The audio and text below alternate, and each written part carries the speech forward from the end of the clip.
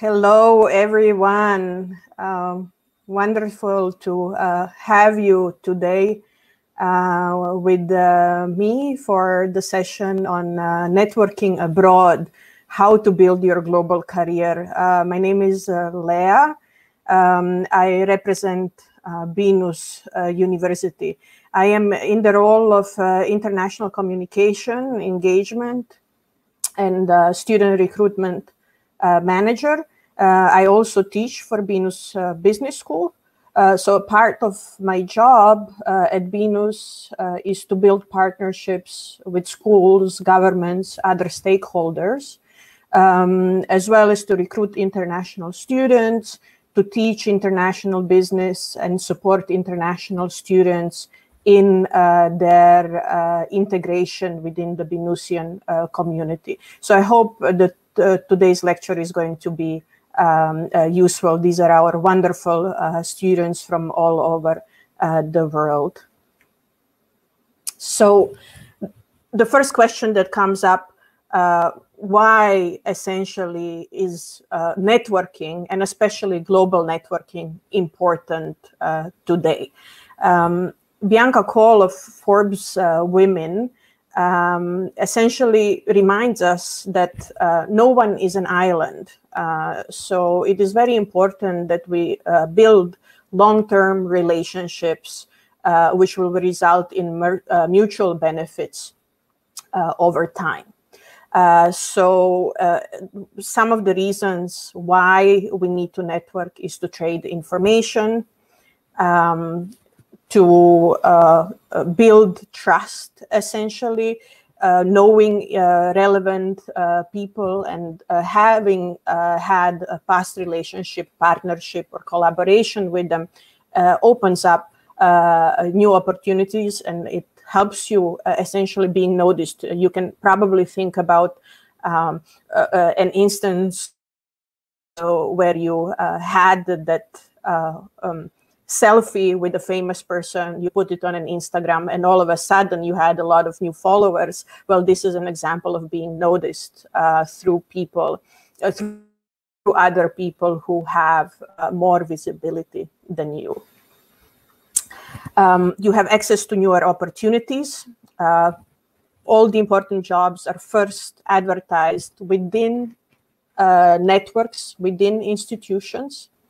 There is also opportunity for you to get access to resources, such as funding from people who are in more influential positions than yourself. Well, of course, it boosts self-confidence as well, right? To have friends from different walks of life who can help you. And how does all this relate to global networking and building a global career? Well, networking helps you essentially build global competitive advantage. So what does this essentially mean? Knowing people from around the world helps you build your internationally mobile career. And international businesses, of course, want people who know others who are in influential places in different parts of the world. So essentially, you have the opportunity to create value for international businesses if you have a global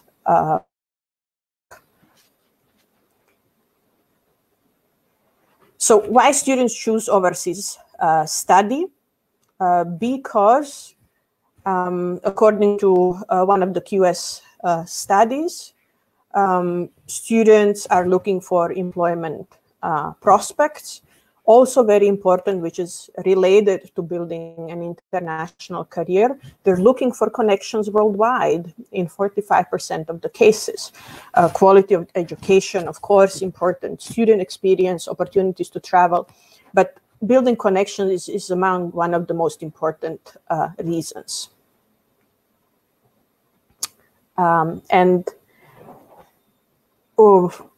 We had a group of researchers in Hungary conducting an analysis of the different reasons why students study overseas, and they have essentially come up with 4 different groupings of the main reasons.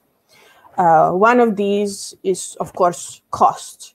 There are opportunities when you study overseas to actually save on costs. This is one of the reasons why very often students from US study in Europe, because the quality of education is comparable, while the tuition fee is much more affordable. This is one of the reasons why we receive students to Binus. We offer double degrees with prominent universities in Australia and UK, but at Indonesian fees. Geopolitical area, so overseas for cultural curiosity. They want to challenge themselves, build their adaptability, self-reliance, critical thinking. They want a place where they're going to feel comfortable. So study location is important. Some are specifically trying to build their international career. So they're looking at things such as degree recognition, employment opportunities, intercultural competence and global mindset as it plays out at the campus and within their community. Some of them want the language studies, so they're targeting a particular, again, geopolitical area. So the two, all of these are, of course, interrelated as well. Some students have family ties, or they got a recommendation from a friend or family, and they want to build their global network, which then comes back to geopolitical area and international career. Well, however, 40% of international students have no close local friends. Yeah. So according to the International Student Barometer, international students value relationships in the local community high, but they have more friends from their own country while studying overseas and other countries than the host country. That's not necessarily an issue. If you want a global network, this is what you want. You want friends who have from your home country who have studied overseas. You want friends from other countries. But of course, you need to know people who are in your host country as well. So what are some of the reasons why then it is so difficult to network when you come to a new place? Well, first of all, if you're traveling for the first time, you're lacking cross-cultural competence. And of course, because of the different cultures, there are some frictions and some difficulties in adjusting to the new place. To consider as well is that local students don't necessarily also have cross-cultural competence. We also have a tendency to be attracted to people who are similar to us. We have seen that students study overseas for different reasons. Not all students have clear networking goals and approaches to help them build their local network. And sometimes the institutional structures at their host universities are not supportive of networking. So let's try to look at each of these issues a bit more closely. Just one moment. Okay.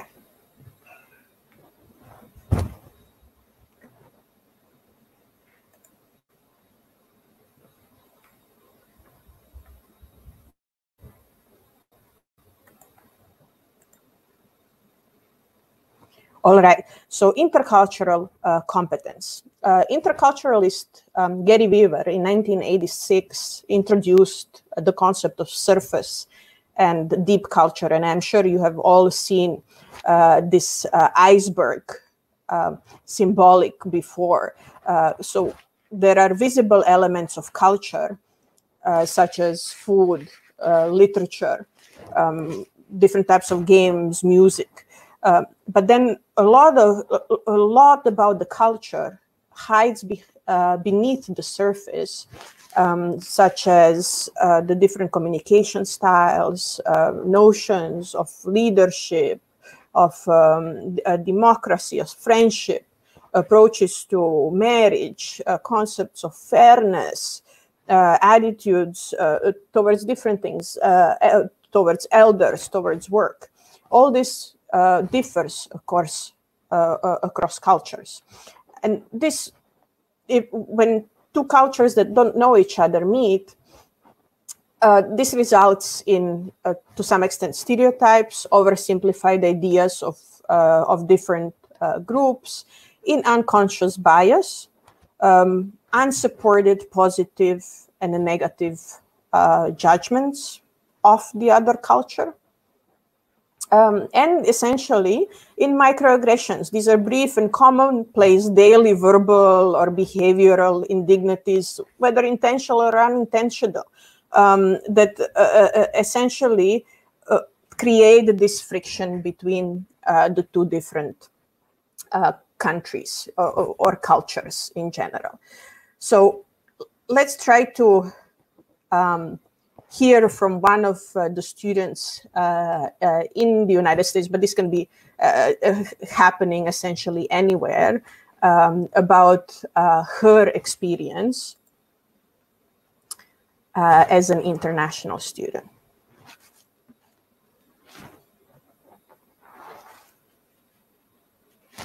Just one moment.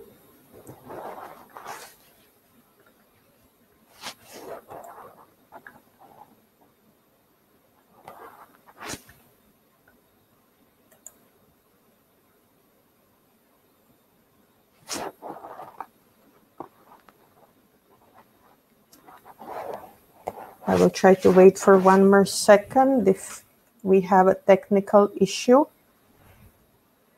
then I will move on.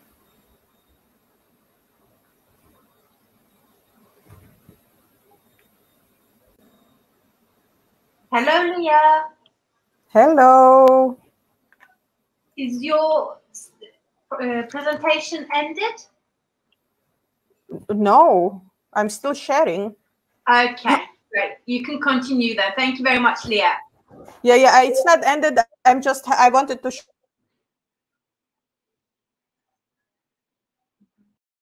technical issues. So not to then waste more time on this, I wanted to show you a video of a Chinese student essentially adapting to her life at an American university. And she is essentially explaining the issues that she went through in her first year, not understanding some of the cultural tendencies of Americans and some of the questions that they were asking her, explaining that she felt more comfortable around the Chinese, other Chinese students. Now, so this explains essentially what I was mentioning earlier, that at one end, we have these two different cultures coming together. But then again, another issue is that the students, everybody tends to hang out with others who are similar like them. And in other words, birds of a feather flock together. We always need to be aware of this. So people are attracted to those with similar values, personality, activity preferences, physical attributes, and other. Yeah. So people who are similar in socioeconomic status, religious beliefs, social habits, even bad habits tend to come together more often than and become close friends than if this wouldn't be the case. So we need to keep this in mind as we're trying to build our global network.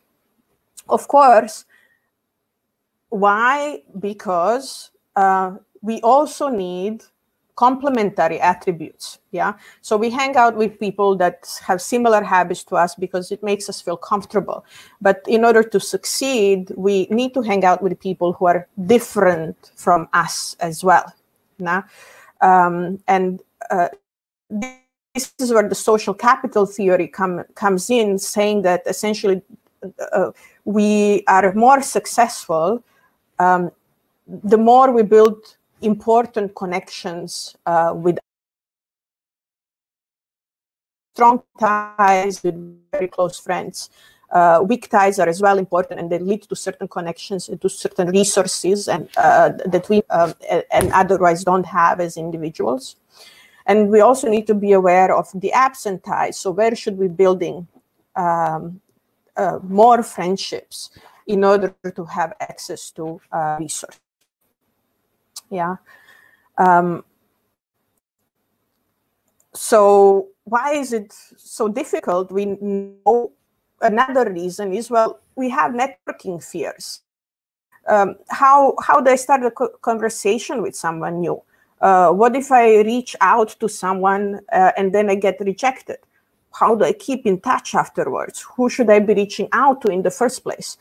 Like I mentioned, very often, as young students, even adults, we don't know how to approach networking strategically. Yeah. So we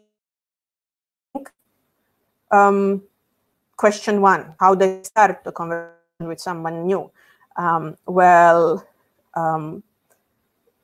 One of the LinkedIn recommendation is, well, ask for information.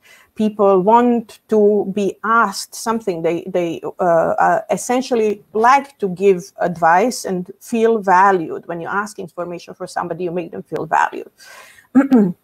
You should pay a compliment. That's another thing that people like. Yeah, so it is an easy way to start a conversation with someone new. You can mention a shared experience. Remember, we are attracted to people who are similar to us. And the questions need to be open-ended so that you're essentially making the other person talk more and have to respond in such a way that the conversation flows and cannot end at yes or no. Well, what if I reach out to someone, but then I get rejected?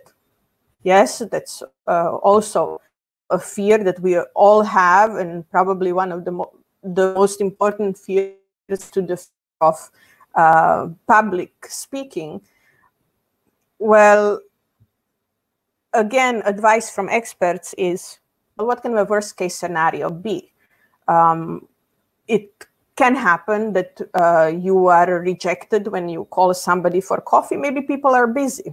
Essentially, the worst case scenario is you got rejected this time. You can approach a different person, or you can ask this person next time when they're not so busy. Yeah, and then there is an advice to essentially start practicing this skill with people who are at the same level with you, who may be in your weak network, so to say. So first, you may approach someone who's on your team and isn't a friend. After that, you go to the next step, or maybe now you try to essentially approach somebody who was in the same meeting with you, or who is in the same class with you, but normally you have never had a contact with them before. Then you may approach either your boss. If you have a boss, you're a student. You may want to approach your teacher, your lecturer, and try to see how the relationship can develop from there. So you can go through these different stages to practice your networking skill. Okay, well, how do I keep in touch afterwards? We have had coffee, lunch together. So what happens next? It is very important to come back to your network regularly. And after this first contact, within the first 30 days, you should come back by offering something that's of value to this person that you have had a conversation with before. So it's important to think about what it is that you can give to this person. Remember, networking is about mutual benefits. Can you offer a useful piece of information? Did you read an article that may be useful to this person? Or do you know somebody who can help them? For example, they're starting a new business. Do you know somebody with the type of knowledge that they need to start this business? You can, of course, offer a follow-up meeting. Now, it is very important to keep building the relationship at the personal level. Networking is not only, like we said, about exchanging information. It is about building trust and building long-term relationship. And for this, you need to know people at a personal level.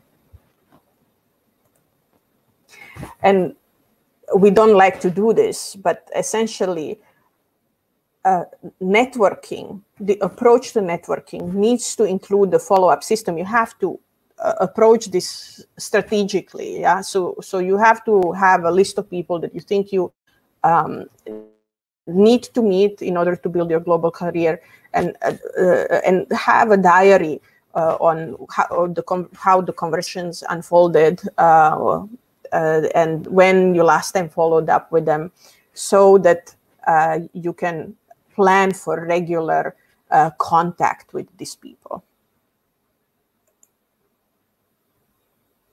Who and how should I be reaching out in the first place? It is very important to first understand what your personal career goals are. What are your interests? Also, you need to think about what is it that you can offer to your network. What kind of knowledge do you have? What kind of skills? And then again, what kind of network you need to reach your particular career goal. If you need the group of relationship with for this purpose.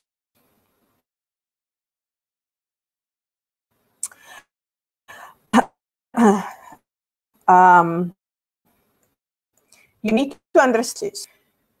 Think about your values, think about your personality, think about the knowledge, maybe financial resources even, and think about the resources that you lack. Yeah. And then outline gaps in your social capital. Yeah. So what absent ties are there? Which are your weak ties? Which are your strong ties? And to do that, it's best to draw a social capital map. In this map, similar to what I'm showing you on the screen now, you need to think, where are you? What is it that you can offer? What is it that you're lacking? Who are your weak ties, strong ties? Where are the absent ties? Think about the group of people, your friends, co-workers from internship, your teachers, and think about where can you meet those people that you still need in your network and don't have access to, or who can introduce you to them from your existing network.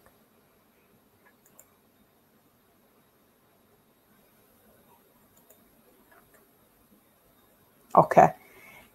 So when you're at the host university, it is very, very important to reach out actively, to come over these networking fears and similarity affiliation bias and your cultural iceberg, to connect to people, yes, other international students, but also the local community. Now, and you can do this through extracurricular activities on campus, different off-campus opportunities, traveling with other students. Don't forget, network is about building close connections, and there is no more beautiful way to build close friendship and ties than through traveling. Local housing. So living in places where local students live, also very important. And don't forget this second level. so not approaching only your friends, your age base, but also older people who are in more advanced positions than you that can bring in resources later on that you may need.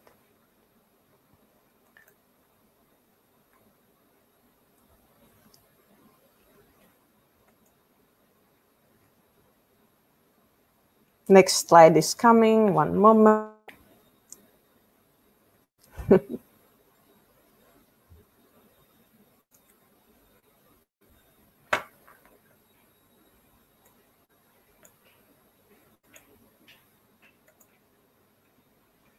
My screen froze, just 1 second. Okay. So like I have mentioned, in order to create your global network while you're studying overseas, you also need to pay attention to whether your host institution is providing the supportive structures. Is the institution in its mission and vision dedicated to diversity and inclusion? Courses, issues, training for faculty, staff, students. Are there ongoing interaction programs where international students and the local community can come together? Is there counseling, career counseling, integration counseling available for you as an international student? So let me give you an example from Binus University, how we try to provide it for our students. First of all, we have essentially developed from a small family business, which brought the first modern computer science education to Indonesia over 40 years ago.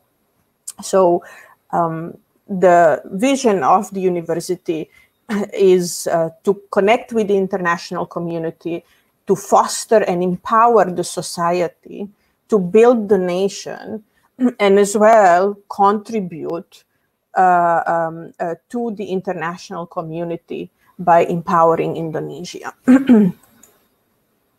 So it is very important for us to have international students on campus, to have international activities, so that our students can develop the global mindset that they need for the international careers today. That's why we have a very strong exchange program with over 900 and over 700 visiting international students joining us every year. We have as well a growing number of international lecturers, while at the same time our Indonesian lecturers have either studied overseas and they all have at least 5 years of industry experience, so they can connect you again to those important contacts for your future careers. Over 1,500 international collaboration activities, from seminars to all sorts of other different possibilities, and so on, which contributes to 90% of our students having some kind of international experience before they graduate. Yeah, so we measure this. Each of our students needs to have either studied abroad or had to have an internship in a global company or some other kind of international experience in order for us to prepare them for the global careers. And our programs are focusing on computing, on business, design, communications. All of these are very relevant programs today internationally. And we offer this program in partnership with over 240 study overseas partners, so that the students get a perspective not only through the lens of Indonesia and Southeast Asia or ASEAN, but also through case studies from other parts of the world. So we run double degrees, 4+0 programs, 3+1 options as well. But in 4+0 options, students stay 4 years in Indonesia, but they get 2 degrees from Binus University as top one private university in Indonesia, and another prominent university, usually in the US, in UK, Australia, and Europe. So, for instance, with the University of Newcastle in Australia, we run a 4+0 program for business majors. Both of the schools are ASCSB accredited. They're so internationally highly reputable and valued. And not only through this program, you get a network, a Binusian network, you also get to know people from the University of Newcastle. And this program is facilitated through Goal Business Education. So we, on top of that, offer mentoring program which focus on things such as entrepreneurship, networking, and similar. We also run a similar program for design with Northumbria University in UK. Apart from that, out of the 4 years that our students spend studying the undergraduate program, 3 years they're in the classroom. 1 year they have to either study overseas, do community development, conduct an extensive research project outside of their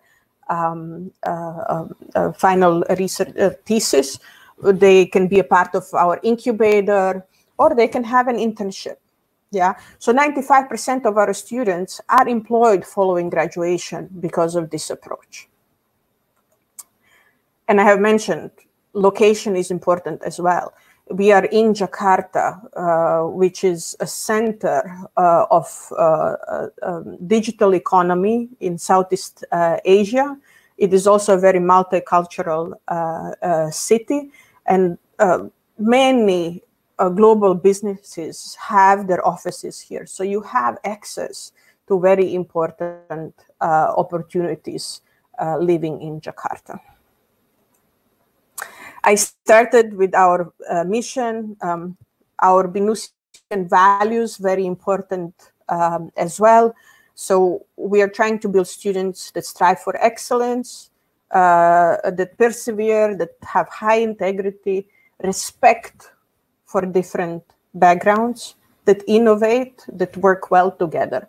You have to be able to respect diversity and to be able to work in teams to build your global career.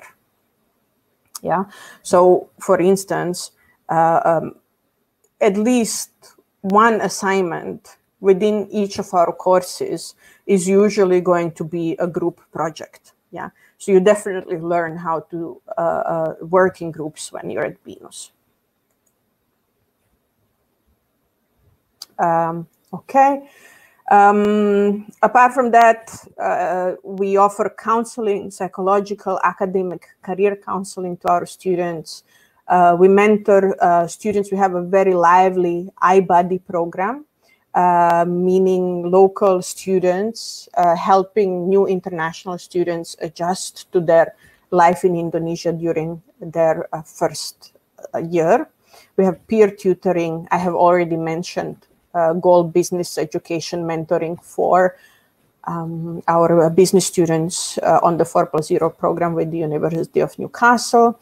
We have a dedicated international student engagement counselor who understands what international students need and engages in continuous discussion with international students to understand, okay, what are your problems, including what are your adjustment issues and networking issues within Binusian and in Indonesia. Now, our international office continuously builds programs where international students can demonstrate their cultural background and knowledge and share this with the local community. So the programs of continuous interaction are in place. We have different student clubs. Our Binus Square Hall of Residence, like I probably mentioned already, hosts both international and local students as another possibility to interact.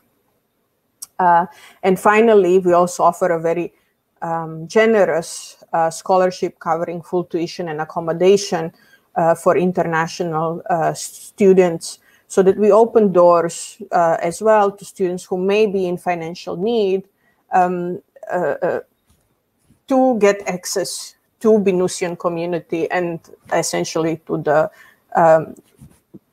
their desired international career that they may not otherwise have access to. Yeah, so I was in a similar position like this. I will finish my presentation just talking briefly about myself as an example. I am a first-generation college graduate. I studied primarily with scholarships as an international student from India to US and then Germany. And today I represent Binus University. I'm an international communication and student journey professional. I am a capacity building, branding, and marketing specialist, and a proponent of diversity, equity, and inclusion. And not surprisingly, you can probably imagine, I also live in my family circle in the international community. So how did all this essentially come about?